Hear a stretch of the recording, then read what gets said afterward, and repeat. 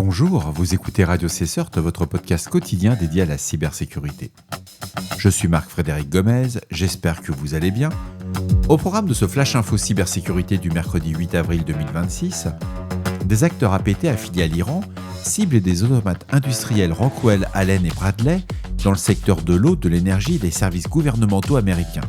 C'est une alerte conjointe du FBI, de la CISA et de la NSA.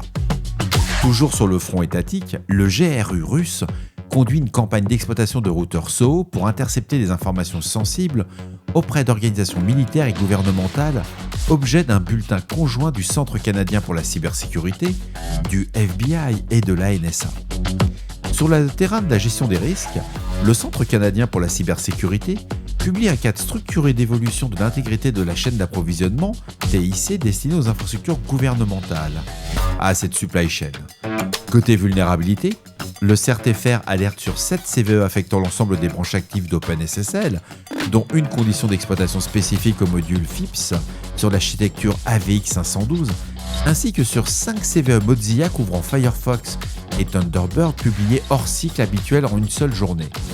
Enfin, le NCSC britannique détaille techniquement les opérations de DNS hijacking d'APT28 via des routeurs TP-Link et MikroTik, compromis avec pour objectif le vol de credentials et de tokens OAuth Microsoft 365. Selon une alerte conjointe publiée le 7 avril 2026 par le FBI, la CISA, la NSA et plusieurs agences fédérales américaines, un groupe APT affilié à l'Iran mène au moins depuis le mois de mars 2026 des opérations de compromission ciblant des automates programmables industriels, exposés sur Internet, principalement des équipements Rockwell Automation Allen Bradley de type Compact Logix et sur Micro 850. Les acteurs exploitent le logiciel légitime Studio 5000 Logix Designer pour établir des connexions acceptées via les PLC victimes depuis une infrastructure tierce louée à l'étranger. Une fois l'accès obtenu, ils interagissent malicieusement avec les fichiers projets, notamment les fichiers .acd, et ils vont manipuler les données affichées par les interfaces et les systèmes SCADA. Le déploiement du Dropbear SSH sur les endpoints victimes assure un accès persistant via le port 22. Le trafic malveillant cible également les ports 44818, 2222, 102 et 502. Ils sont tous associés à des protocoles OT d'autres fournisseurs, dont le Siemens S7. Plusieurs organisations révélant des secteurs gouvernementaux, que ce soit pour l'eau et l'énergie, ont subi des perturbations opérationnelles ainsi que des pertes financières. Cette activité s'inscrit dans le prolongement des campagnes attribuées au groupe Cyber AV3 affilié à l'IRGC, et il est actif depuis novembre 2023.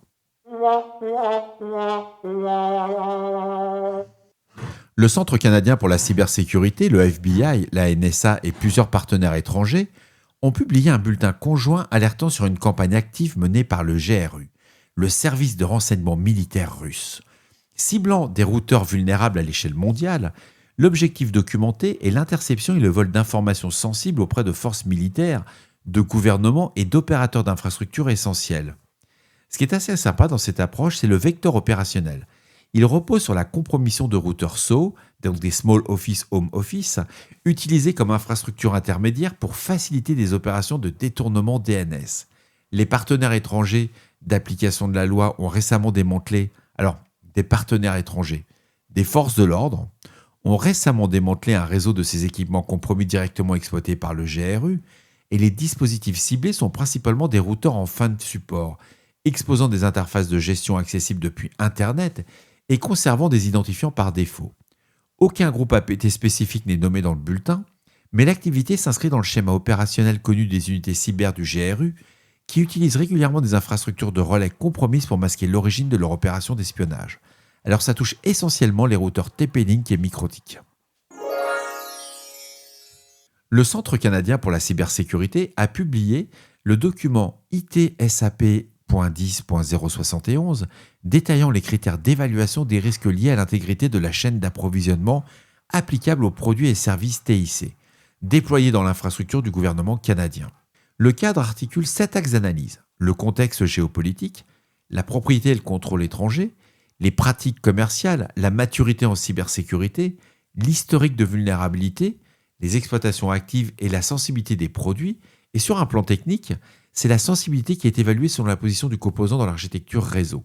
Les dispositifs périphériques exposés à Internet étant considérés à risque plus élevé, c'est toujours ce qu'on dit à chaque fois, dès que vous exposez des actifs informatiques sur Internet, c'est vraiment les premiers qu'il faut protéger.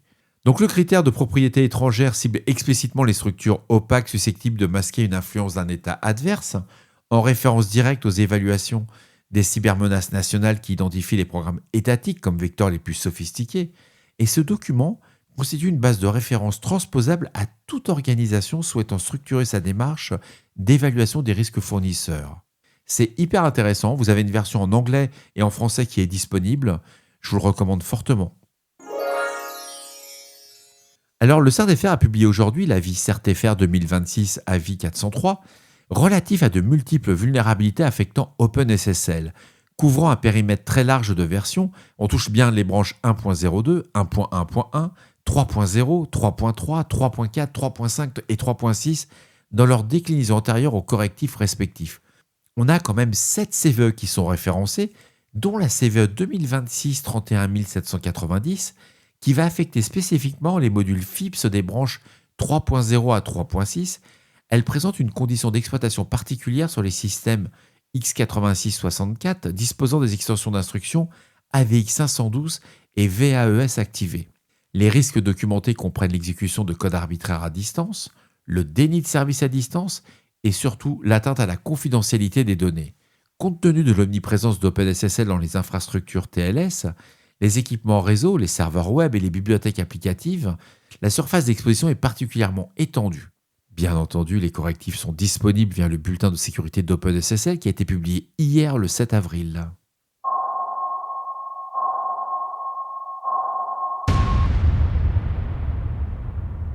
Un second avis du CERT-FR, c'est le CERT-FR 2026 AVI 404, signalant de multiples vulnérabilités dans les produits Mozilla. C'est couvert par 5 bulletins de sécurité émis le 7 avril. Les produits affectés sont Firefox dans ses versions antérieures à la 149.0.2, Firefox ESR antérieur à la 115.34.1 et 140.9.1, ainsi que Thunderbird, le client de messagerie, antérieur à la 149.0.2 et Thunderbird ESR antérieur à la 140.9.1. 5 CVE sont référencés, de la CVE 2026 5731 à la CVE 2026 5735, et le risque principal documenté est l'exécution de codes arbitraires à distance. Mozilla mentionne par ailleurs un ou plusieurs problèmes de sécurité dont la nature précise n'est pas divulguée publiquement, la publication simultanée de 5 bulletins distincts en une seule journée, couvrant l'ensemble de la gamme navigateur et client de messagerie, nous indique un cycle de correction d'urgence hors calendrier habituel. Les correctifs sont disponibles via le bulletin MFSA 2026-25 à MFSA 2026-29. Le NCSC britannique a publié un avis technique détaillant les opérations de DNS hijacking menées par APT28, unité 26165 du GRU russe, depuis 2024 jusqu'à 2026. Le groupe configure des VPS, donc des serveurs virtuels comme serveurs DNS malveillants, identifiables par 2 clusters de bannières SSH via les ports 56 771 et 35 681, associés à des instances DNS masques sur le port UDP 53. Le vecteur d'intrusion documenté repose sur l'exploitation de routeurs SOHO, notamment des modèles TP-Link via la CVE 2023 50224, permettant à un attaquant non authentifié d'extraire des identifiants par requête HTTP GET CRAFT, puis de modifier les paramètres DHCP DNS du routeur.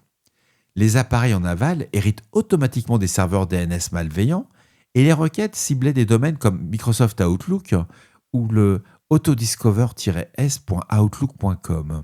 On avait aussi du Outlook Office 365.com qui a été redirigé vers une infrastructure Adversary in the Middle pour capturer les mots de passe, les tokens OAuth et les requêtes hors périmètre de ciblage sont résolues légitimement, rendant l'opération difficile à détecter. Alors il faut savoir qu'il y a eu des équipements microtiques, notamment localisés en Ukraine, qui ont été également visés dans un second cluster à des fins d'opérations interactives d'intérêt à renseignement. Donc on ciblait les militaires. Et voilà, ce 623e épisode se termine ici pour aujourd'hui. J'espère qu'il vous apportera toutes les informations nécessaires. Bien entendu, vous retrouverez toutes les sources et les références qui ont permis de créer ce flash info dans la description de l'épisode et sur le site de radiocesseur.org. N'hésitez pas à me faire vos retours, c'est important. Prenez soin de vous. Au revoir.